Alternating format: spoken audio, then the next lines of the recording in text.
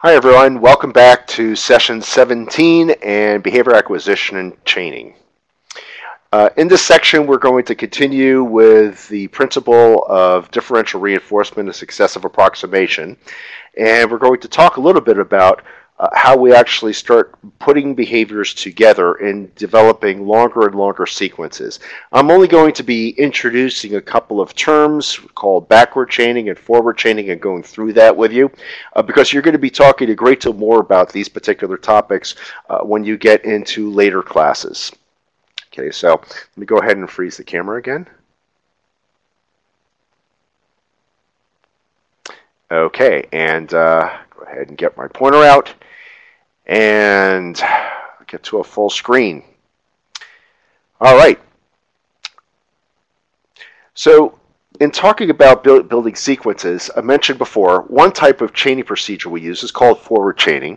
And this should actually make the most sense to you because it's actually the way we end up learning a great deal of the sequences of behaviors in our repertoires.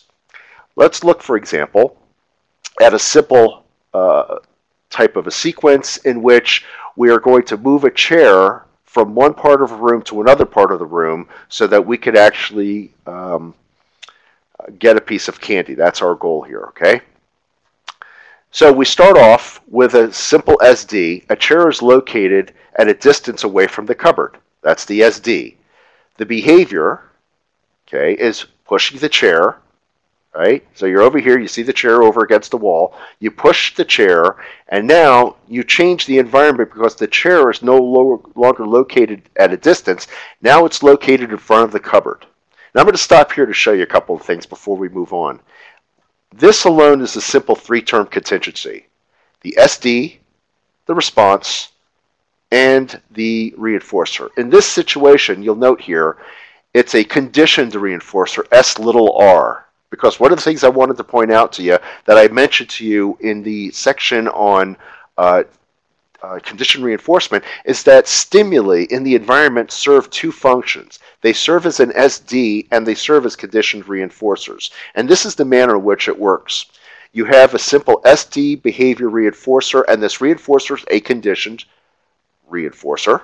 But this is also an SD. In other words, the chair located in front of the cupboard becomes the new SD, chair located in front of the cupboard, for the next behavior, climb on the chair. And now you climb on the chair, and the child is standing on the chair, and now the child has produced a new conditioned reinforcer. Now, instead of being underneath the cabinet or the cupboard is now right in front of the child, a conditioned reinforcer.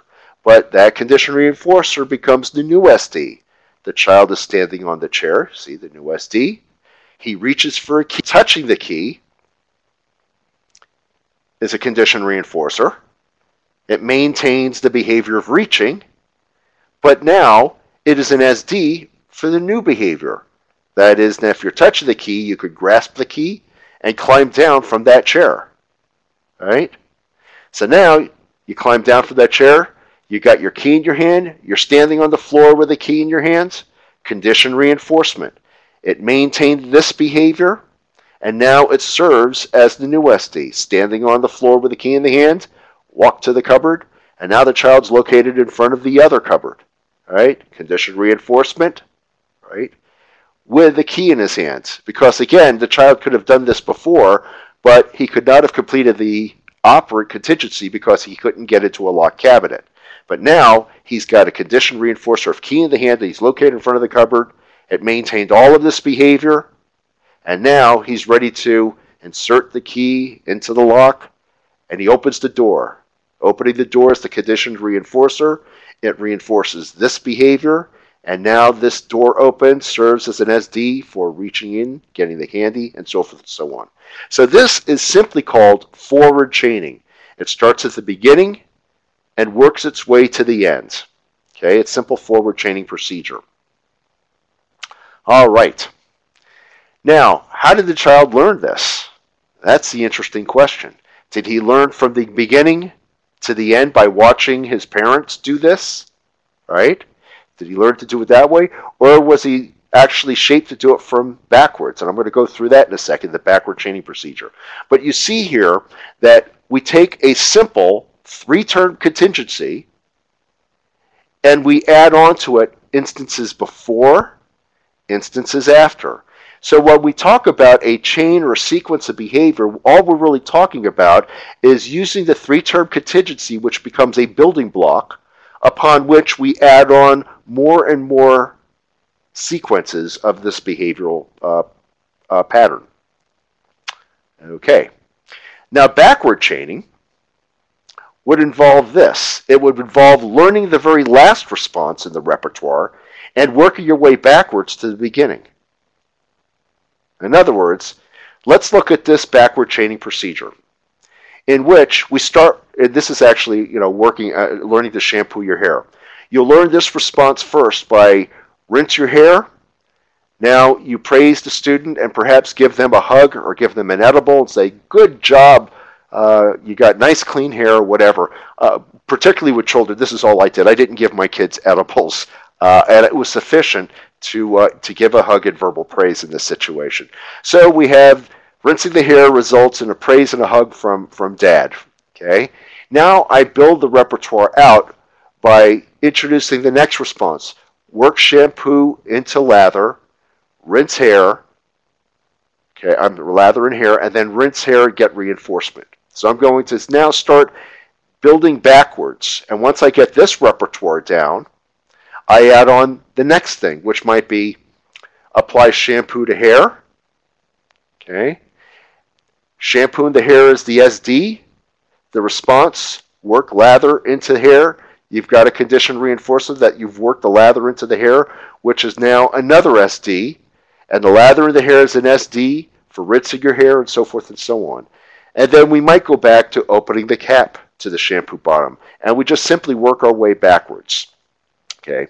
Now, this procedure may seem unusual to you. How would this be in terms of some of the things that we actually learn in our repertoires? For example, we all of us, at least most of us, I should say, learn the alphabet A to Z. And most of us have no problem saying the alphabet A to Z. That would be a forward chaining procedure. And we start at the beginning, we work our way to the end. And in fact, we have a mnemonic device by having that little song playing in our head as we are saying the ABCs. But how many of us can actually say it with the same amount of proficiency, starting with Z and going to A? Now, over the years that I've taught this class, most people can't, but I actually have run into people who can do this. They said that they learned it both ways. Other person said, I just learned it on my own. Though people who say that they learned it on their own, though, and were able to do it, often said they learned it rote. They never applied the song to it, like they did at the very beginning. They just learned it a different sort of a way. So a lot of the things that we learn in our repertoire, we learn at the beginning to the end. We learn the Pledge of Allegiance from the beginning to the end. We learn songs from beginning to the end. I struggled for years playing the piano and trying to read sheet music. I would start at the beginning and work my way to the end. So most of the things that we learn in our repertoires really are forward chaining procedures, which is why something like a backward chaining procedure seems so weird and so foreign. But one of the reasons why this works pretty well is when you have fairly long sequences, it takes a great deal of time, perhaps, to get through the sequence, and it's hard to maintain motivation unless you have really done a good job placing good conditioned reinforcers at each one of these junctures. And in fact, if you're looking at a behavioral sequence, you're teaching somebody, the longer the sequence, how likely is it that they're even going to get to the very, very end? A lot of kids just peter out and they never make it to the end. You teach kids at the very beginning, they're enthusiastic, and then all of a sudden they sort of disappear, and then when the end comes around, they come back. For example, a lot of times if you're cooking meals, sometimes kids will be very eager at the very beginning, and then when it gets to the boring section, which is after the you're basically just placing food in the oven, you have to wait until the thing actually cooks. Kids are not necessarily there watching the cooking and so forth. In doing a procedure like this, one of the people who was an advocate for doing this, Richard Fox, believed that the reason why doing backward chaining might be a very good procedure is because early in the training, again, thinking errorless discrimination, very early in the training, the child is coming into contact with the final thing, which is actually having clean hair. If we were going to teach a child, for example, baking cookies, using the Pillsbury roll, the Toll House cookie roll, we may actually start off a backward chaining procedure in which we have the child start by taking the baked cookies, out of the oven, placing the rack on top of the stove, and perhaps grabbing a cookie right off the stove and eating it. In other words, ultimately, that's what maintains the behavior, is that final product of eating the cookie. When you are sitting down for a Thanksgiving meal, the same sort of thing holds true. What is the ultimate reinforcer for most people is sitting down to the Thanksgiving meal. And it takes a long time to get there, but with my kids, I had them actually start, getting involved in Thanksgiving meals by helping bringing food out to the table. And it was a chance for them to actually bring the food out. They're smelling the food. They're seeing it. They've been waiting all day. Oftentimes, as they're bringing food out to the table, the relatives are standing around saying, "Oh, you kids are such good helpers. Great job. Boy, I bet you can't wait to tear into that turkey and all that stuffing and the pumpkin pie." And I'm starting to get hungry right now, by the way. Anyway, so we have backward chaining. And again, like I said, this procedure can work as well as the first one, but again, it's a cultural sort of thing. Most of us learn how to do things forward chaining, so when things come along backward chaining, it doesn't make much sense. And it is a struggle. Why can't you do it from backwards to forwards? We do it from beginning to end. You should be able to do it from end to beginning. Now, there's a reason why I bring this up.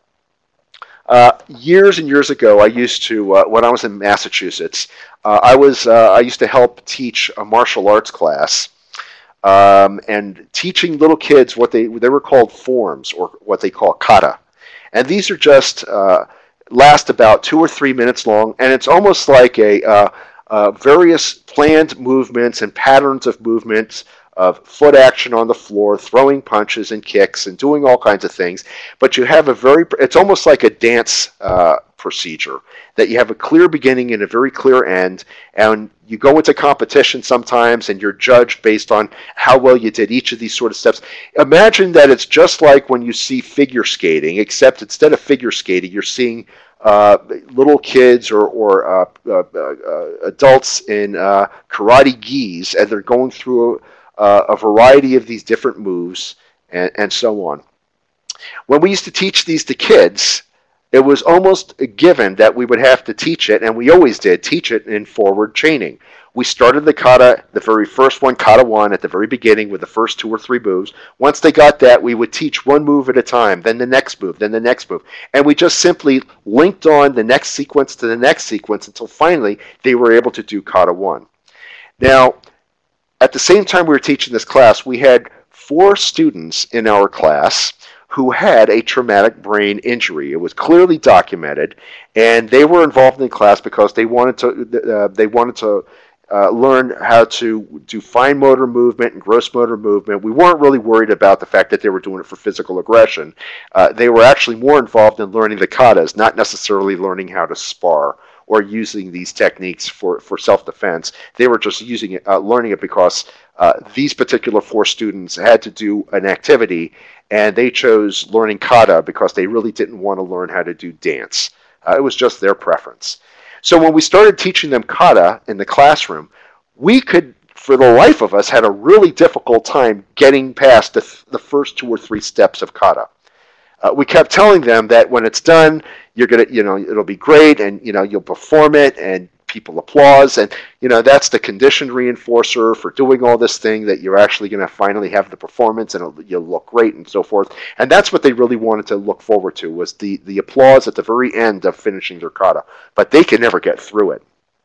Make a long story short, and this is really getting long, we started teaching them, I actually started teaching them the entire kata in backward chaining procedure. And I started by teaching them the very last step, which is what?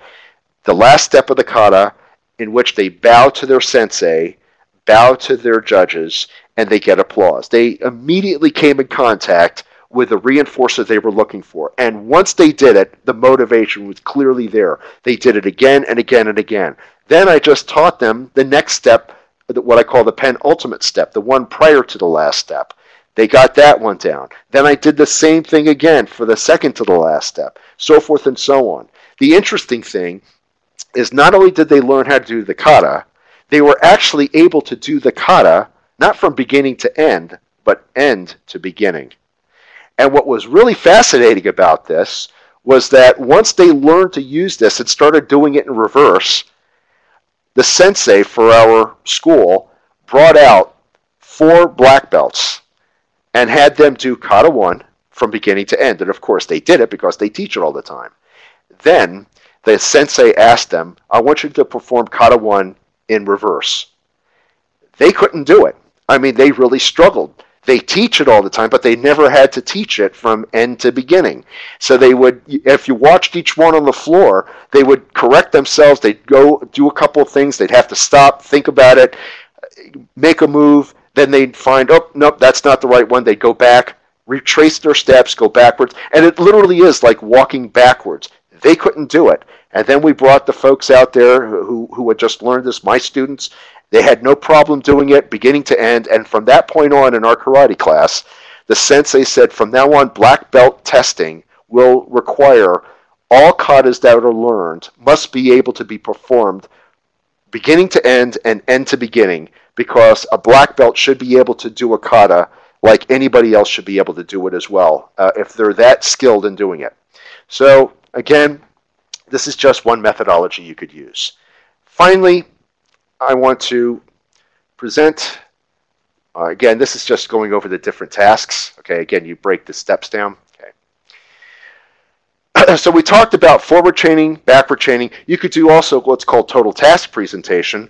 Don't break it down into steps. Have them start at the beginning and go through the entire end. Again, that's just a variation on a basic theme. The other thing I want to point out here is that a lot of times we may write down something called task analyses, in which we have the steps from beginning to end. We talk about, for example, if we were to look at the steps of a task analysis of shampooing, it may look something like this. Okay, it lists the steps, but it also lists all the things that you have to go through. And therefore, if you're looking at the complete steps of step right here, here are all the steps of a task analysis, what it involves. Step 1, walk to the sink, turn on the faucet, have the running water, wet your hair, pick up the shampoo, open the bottle, work the shampoo in, rinse your hair, and so forth. So we may have 7 or 8 steps in a task analysis, which we break the task into these various steps to make it easier for us to record, do they do the step, yes or no? But I want to point out to you that that is not shaping. Simply watching somebody perform some sort of an activity and having a staff person or a parent or a teacher check off of a list, did they do the steps, yes or no, is just nothing more than data collection. That's not shaping. Shaping involves differentially reinforcing successive approximation, changing, making those variations. And this is one of the things that I think are weaknesses in many of the programs that I go into for writing behavior plans for behavior reduction. They are very concerned about some of the interfering behaviors. They mention that they try to teach alternative functional replacement behaviors, but the teaching that goes on is just simply following steps of a task analysis. They really have not learned how to shape behavior. They don't know really how well to differentially reinforce, how to change the successive approximation. If perhaps they jumped too quickly in the task analysis, that rather than going from 3 steps, they went to 6 steps, and they really should have come back to maybe work on some of those steps. And again, like I said, I have done a lot of shaping over the years, and I learned a great deal of how to do the shaping from people who do a lot of this. Like I said, occupational therapists, physical therapists have taught me as much, if not more, than many of the operant conditioners I work with over the years, because they're very good at operationally defining these behaviors and shaping and so forth. But what we want to certainly bring into the mix of shaping is the effective ways to learn how to use differential reinforcement. If we're going to teach in one environment before we teach in another, you better learn about behavioral contrast, because when you reinforce behavior in one setting, the behavior may fall apart in another setting. All of the things that we learn about relative to animal learning models are clearly involved when we do teaching procedures either in workshop settings, classroom situations, surgical rooms, hospital settings, in academic settings. In just about any setting we talk about, we are still using these techniques. The science of behavior allows us to make some of these procedures to be used with greater precision, greater accuracy, less mistakes, and in this day and age where we're always worried about being able to show a clinical outcome and being accountable for our services to the people who fund us, these tools all become effective in terms of ways of documenting whether the individual is making progress or not, and points to the effective techniques. If they are effective, the data will certainly show that they are effective. All right, I am going to stop here, and when we come back again, we will begin talking about negative reinforcement. And again, this is also in light of learning behavior acquisition, but we've already talked mainly about using positive reinforcers. Now we're going to talk about how repertoires are established using escape and